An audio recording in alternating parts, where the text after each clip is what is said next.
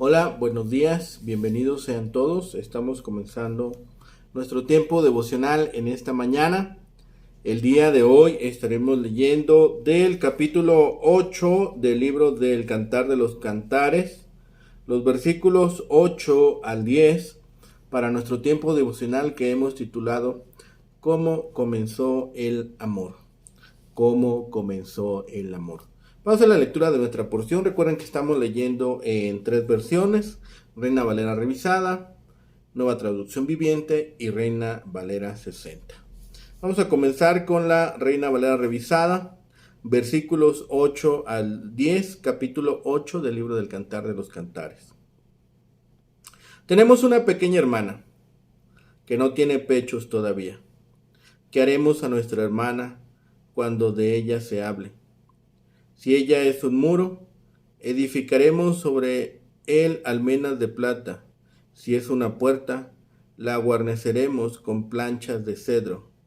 Yo soy un muro y mis pechos como torres, desde que fui a sus ojos como quien ha encontrado la paz. Bien, ahora vamos a hacer la lección de la misma porción en la Reina Valera 60. Dice la palabra de Dios, versículos 8 al 10. Tenemos una pequeña hermana que no tiene pechos. ¿Qué haremos a nuestra hermana cuando de ella se hablare? Si ella es muro, edificaremos sobre él un palacio de plata. Si fuere plata, la guarneceremos con tablas de cedro. Yo soy muro y mis pechos como torres, desde que fui en sus ojos como la que haya paz. Y finalmente, la misma porción, capítulo 8, versículos 8 al 10, Nueva Traducción Viviente. Tenemos una hermanita demasiado joven para tener pechos. ¿Qué haremos con nuestra hermana si alguien pide casarse con ella? Si es virgen, como un muro la protegeremos con una torre de plata. Pero si es promiscua como una puerta que gira, le trabaremos la puerta con una barra de cedro. Yo era virgen como un muro, ahora mis pechos son como torres. Cuando mi amante me mira, se deleita con lo que ve. Bien, en esta última escena tenemos la típica conversación de amantes en que se recuerda algún incidente del pasado, mediante el cual la joven puede afirmar su virtud a su amante, el que le pide un cántico y ella lo canta. Los amigos que hablan aquí muy probablemente son los hermanos de la amada. Antes el poema había indicado que la amada no tuvo hermana. Entonces, ¿quién es la pequeña hermana? Probablemente se trata de ella misma. Los hermanos recuerdan cuando ella era una joven y señalan el interés que tienen es que se conserve para cuando de ella se hable. Tal vez el interés por ella los condujo a tratarla de una manera aparentemente ruda, poniéndola en el lugar de las viñas, cuando estaban enojados con ella, queriendo mantenerla ocupada y sin meterse en problemas. Los hermanos se preguntan, lo mismo que toda familia cristiana, ¿qué es lo que más le conviene a su hermana? Se responden ellos mismos, defenderla. La muralla representa defensa, mas el palacio de plata simboliza la belleza junto con la virtud y la firmeza. Las tablas de cedro también representan belleza y defensa. Sí, como una puerta, ella está abierta a las insinuaciones amorosas. Los hermanos serán estrictos y la mantendrán adentro. Encontramos imágenes semejantes de lo que los hermanos quieren hacer en los libros proféticos. En Jeremías 1, 18 y 19, Dios dice que Él ha fortificado al profeta Jeremías, porque yo te he puesto en este día como ciudad fortificada, como columna de hierro y como muro de bronce contra toda esta tierra. Pelearán contra ti, pero no te vencerán, porque yo estoy contigo, dice Jehová, para librarte. El camino que lleva a la pureza y a la fortaleza es por medio de la palabra de Dios. Estamos rodeados de tentaciones y de ataques contra la fe cristiana. Combatimos en una lucha espiritual contra los gobernadores de las tinieblas de este mundo, contra huestes espirituales de maldad en las regiones celestiales. Efesios 6:12. Necesitamos leer, estudiar, meditar en las verdades de la Escritura y ponerlas en práctica. En esta época llena de indiferencia espiritual y derrumbamiento moral, no nos debemos arriesgar a ser sorprendidos con la guardia baja. A veces Dios utiliza la aflicción para doblegarnos y evitar que nos perdamos. Nos ayuda a mantenernos humildes con las dificultades de la vida y nos enseña a confiar más plenamente en el Señor y sus promesas. Pero algunos se pueden preguntar, ¿qué pasa si no me he mantenido puro? ¿Qué pasa si una y otra vez he cedido ante las tentaciones en lugar de resistirlas? Entonces debemos recordar la gracia de Dios, que Jesús entregó su vida por su novia, la iglesia. Como Cristo amó a la iglesia y se entregó a sí mismo por ella, para santificarla, habiéndola purificado con el lavamiento del agua por la palabra, a fin de presentársela a sí mismo, una iglesia gloriosa, que no tuviera mancha, ni arruga, ni cosa semejante, sino que fuera santa y sin mancha. Efesios 5, 25 al 27. En la cruz de Cristo encontramos perdón por medio del poder del lavamiento del bautismo, la palabra visible. Recibimos un nuevo comienzo para cada nuevo día. Vemos también que la amada replica que en lugar de ser una puerta abierta, es una pared y una torre que guarda su amor solamente para su esposo. Continúa afirmando que llegó a ser como quien ha hallado la paz. Aquí tenemos un juego de palabras que se ha perdido en la traducción. Ella traduce shalom, es decir, paz o contentamiento. Esta palabra está relacionada con Salomón y la sulamita. Salomón le ha traído a ella paz y ahora ella es portadora de la paz. Así es con Cristo y su iglesia. Él nos trae paz con Dios y nosotros le mostramos esa paz a todo el mundo. El Evangelio es algo que necesitamos recibir antes de que lo podamos pasar a otros. Los versículos 8 al 10 los podemos leer como una sola unidad o dos. Si pensamos en ellos como una división, lo que conecta los versículos 10 con los versículos 8 y 9 es principalmente la mención de la figura femenina, los pechos, los muros y las almenas. Y la colocación de los versículos puede ser ocasionada solamente por la asociación de palabras, porque mientras que las almenas que se construirán en el versículo 9 son metáfora del honor y el poder, las torres del versículo 10 son símil para los pechos de la mujer misma. Los versículos 8 y 9 son la voz de un coro masculino y el versículo 10 es la voz de la mujer apasionada de los cantares. Para que los dos discursos sean un intercambio, de alguna manera deben unirse durante el tiempo que le toma a la niña prepuberta de la que se habla en los versículos 8 y 9 convertirse en la mujer madura que habla en los versículos 10. Sin embargo, uno no puede superar fácilmente la impresión de que estos versículos no se colocan juntos solo por asociación de palabras. Tal vez tengamos algo así como una escena dramática o parte de una. Y una consideración muy definida argumenta a favor de los versículos 8 al 10 como unidad. Los versículos 8 y 9 por sí mismos serían el único poema en el que el cantar, el que ni la mujer del capítulo 1 ni su amante aparecen plausiblemente, ya sea como orador, destinatario o tema. Eso podría explicarse tomando los versículos 8 y 9 como un fragmento, pero donde no tenemos que hacer ese juicio, no debemos hacerlo.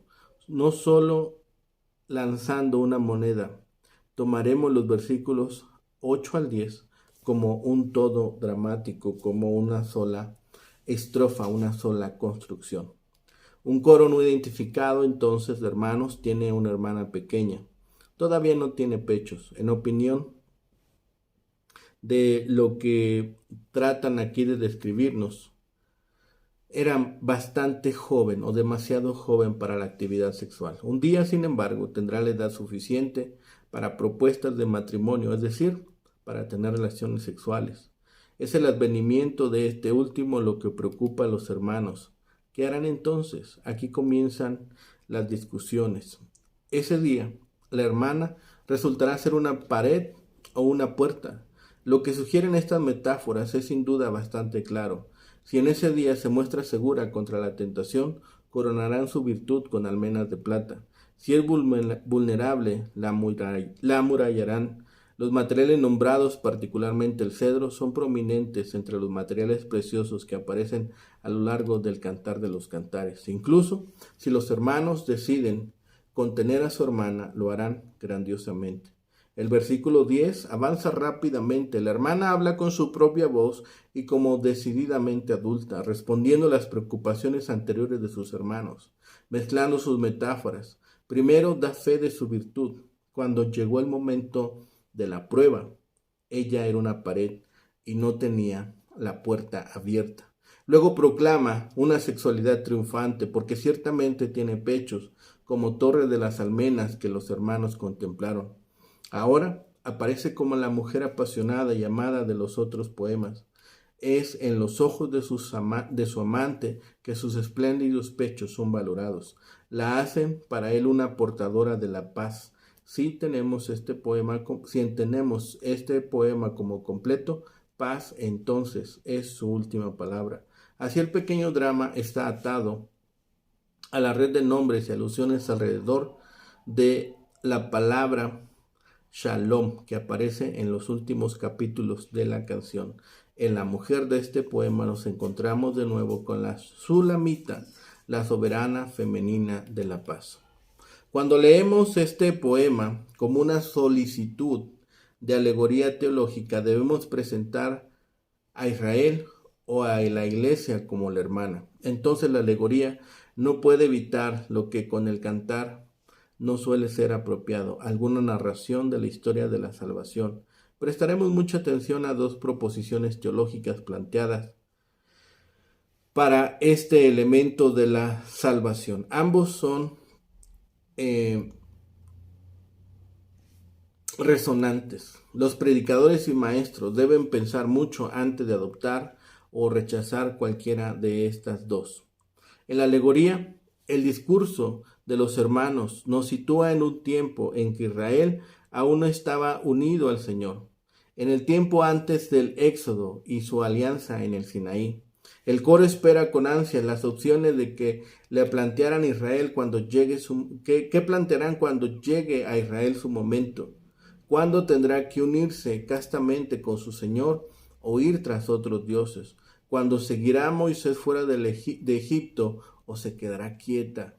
¿Cuándo deba decir sí o no al pacto? Aquí nos encontramos con el primer desafío teológico.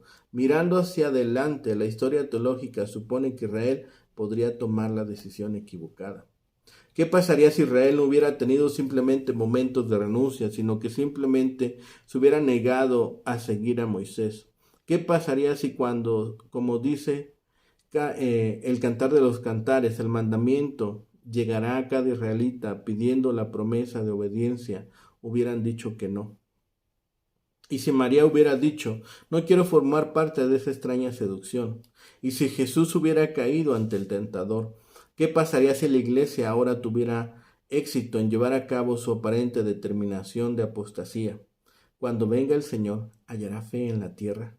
Si estas son preguntas reales, debemos decir, como varios teólogos contemporáneos, que cuando la historia del pueblo de Dios la confronta con tales decisiones, la propia deidad del Señor pende de un hilo. Si aceptamos esa proposición desalentadora, los conceptos intrínsecos a nuestra interpretación heredada de Dios, particularmente la omnipotencia y la omnisciencia, necesitarán ser revisados. Todavía falta la escena adicional de este drama. ¿Quiénes son los hermanos? En la historia, probablemente se identifiquen con los hermanos del capítulo 2, quienes disciplinaron a la mujer poniéndola a trabajar en el campo. ¿Quiénes deberían entonces ser en esta alegoría que estamos construyendo? El Targum sugiere que son los ángeles, lo que de hecho es una sugerencia apropiada. En las escrituras varios seres celestiales aparecen como ancianos dentro de la creación de Dios y como guardianes de otras criaturas. Y para los ángeles, observar el progreso de la historia de la salvación y meditar lo que se debe hacer está dentro de la visión bíblica de las cosas. La segunda escena está ambientada en el tiempo en que la unión del Señor y su pueblo ha concluido, se ha consumado, el tiempo de Israel o el tiempo de la iglesia. Por lo tanto, la actitud previsora de los hermanos ha llegado y ha sucedido. El pueblo de Dios ha hecho su elección y todo empieza a marchar muy bien. Una segunda suposición llamativa de este drama teológico es sugerida por una alusión en el texto tan flagrante que es difícil pensar que el poeta no tenía la intención de lo que captaríamos. La mujer afirma ser, en una traducción más literal, una pacificadora para el amante. Pero a lo largo de la literatura profética, la paz es un atributo principal del Mesías. Y traer paz es demasiado parecido al gran título mismo que le otorgamos a Cristo, Príncipe de Paz, Isaías 9:6, para que el paralelo sea ignorado. Sorprendentemente, en la alegoría, las relaciones tal como aparecen en otras partes de las Escrituras se invierten. Israel reclama el papel de portador de la paz y el Señor es quien trae paz a ella. La pregunta es, ¿se puede afrontar tal reciprocidad? El Señor y su Mesías pueden traer paz al pueblo, pero ¿pueden Israel o la iglesia traer paz al Señor? Como se observa regularmente, Shalom no es solo lo opuesto a la lucha, sino la plenitud en el sentido de finalización. Estoy en paz cuando hago un todo con Dios y mi prójimo, y así conmigo mismo. Cuando soy uno con todo esto, si ahora el Señor realmente desea a su pueblo, si su amor por ellos es eros, como la alegoría solicitada por el Cantar de los Cantares insiste a cada paso, entonces cuando su pueblo es uno con él, cuando su deseo es satisfecho, esto no es solo su paz, sino de alguna manera debe ser la suya. Este es un antiguo problema teológico al que todas las respuestas son igualmente perturbadoras. ¿Puede Dios hacer un todo con criaturas, un todo que de alguna manera lo satisfaga? Si no puede, ¿por qué hay criaturas? Si puede, ¿no implica esto que en sí mismo le falta algo? ¿Por qué debería Dios tener una creación en absoluto? ¿Para qué lo necesita? La mayoría de los teólogos han visto el problema y muchos han evitado enfrentarlo. Aquí podemos ver en un resumen la dialéctica que desprenden estos versículos, dado el hecho de la elección eterna de Dios, detrás de la cual no podemos nosotros observar demasiado. Solo nuestro bien y el bien de Dios son indistinguibles de su lado.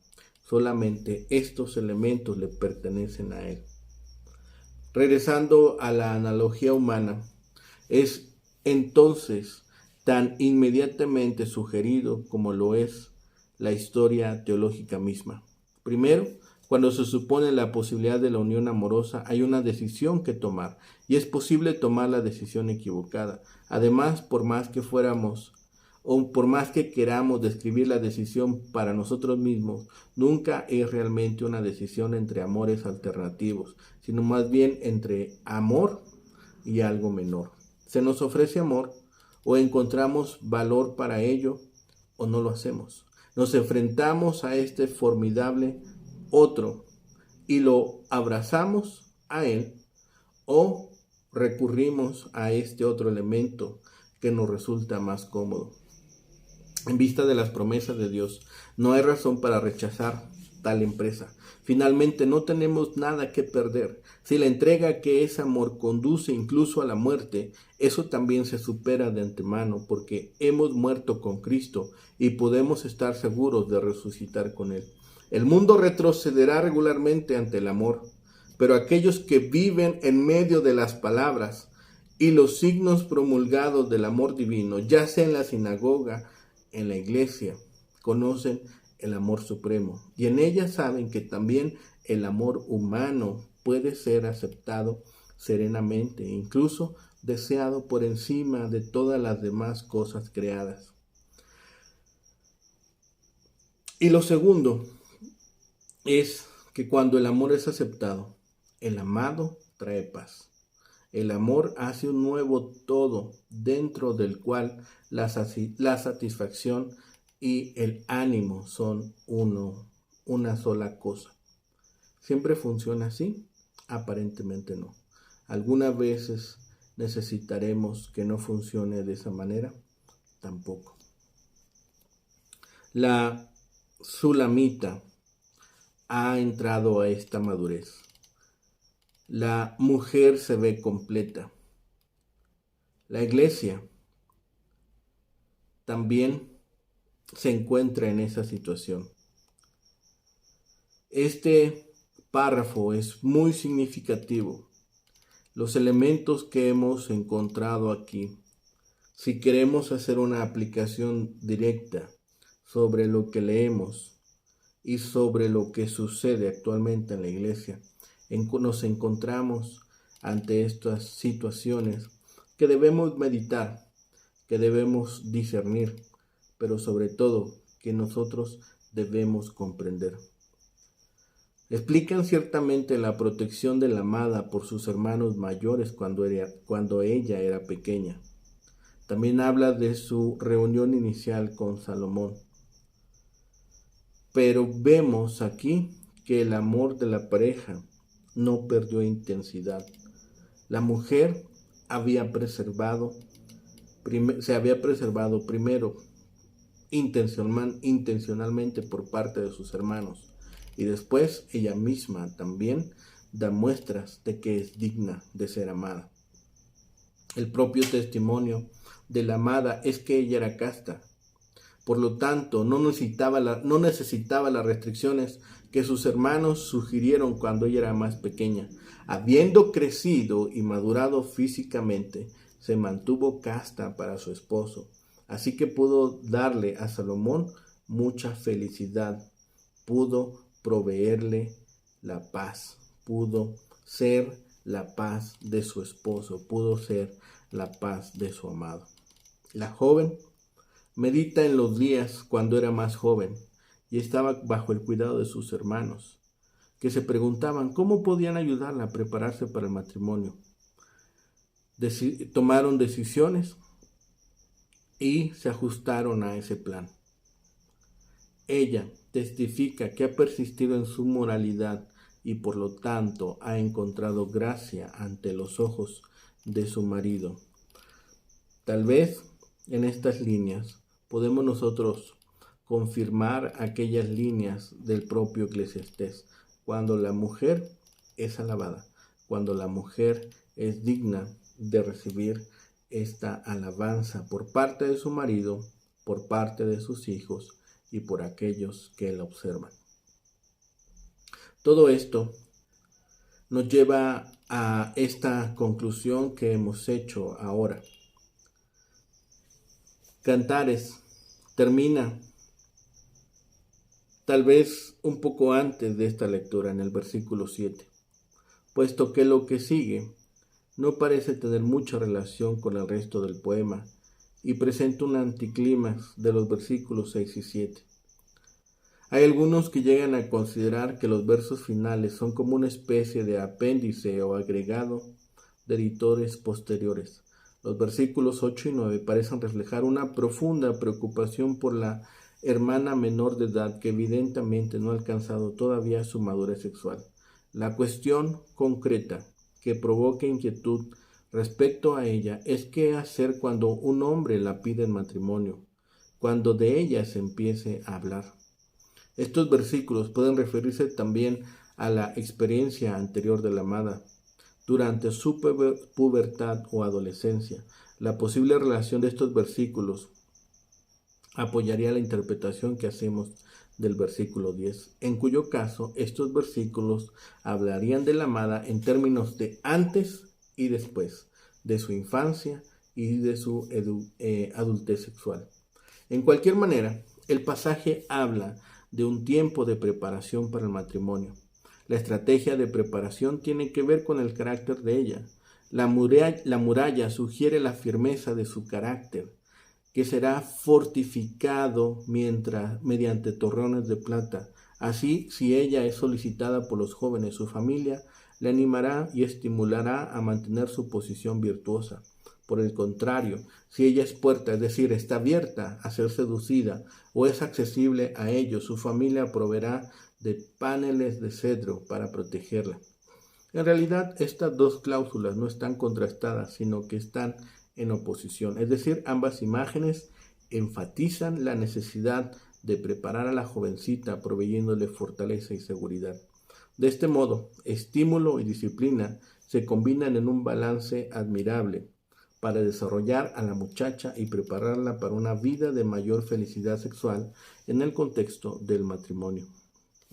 Finalmente, en el versículo 10, hemos escuchado a esta mujer madura, que también se ha realizado sexualmente. En clara referencia a las imágenes usadas por el cortejo en los dos versículos anteriores, la amada proclama su madurez y disposición para el amor y el matrimonio, que ya está experimentando. Ya no es la jovencita que necesita la protección y disciplina, ahora es una mujer plenamente desarrollada. Desde su pubertad frágil y su sexualidad inmadura, esta mujer ha llegado a ser, con el correr de los años, una persona sexualmente admirable para su esposo, a sus ojos. En la relación con su amado, ella es una fuente permanente de paz, es decir, plenitud, armonía y realización total. No es extraño que su nombre sea Sulamita, la pacífica, la plena, la completa, que guarda perfecta relación con la palabra Shalom. Todas estas lecturas que hemos hecho ahora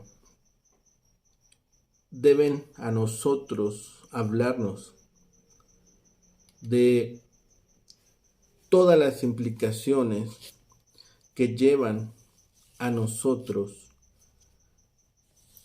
a ser lo que Dios ha llamado que nosotros seamos, pueblo santo y nación santa. Trabajemos todos los días en esta santidad, trabajemos todos los días en mejorar nuestro carácter, en mejorar nuestra persona, en trabajar en aquellas áreas débiles de nuestra persona, a tener dominio propio y a mantenernos firmes en nuestra fe. Esto es lo que permitirá que nosotros seamos maduros, tengamos dominio propio y también logremos ser la felicidad de nuestro amado esposo Cristo Jesús.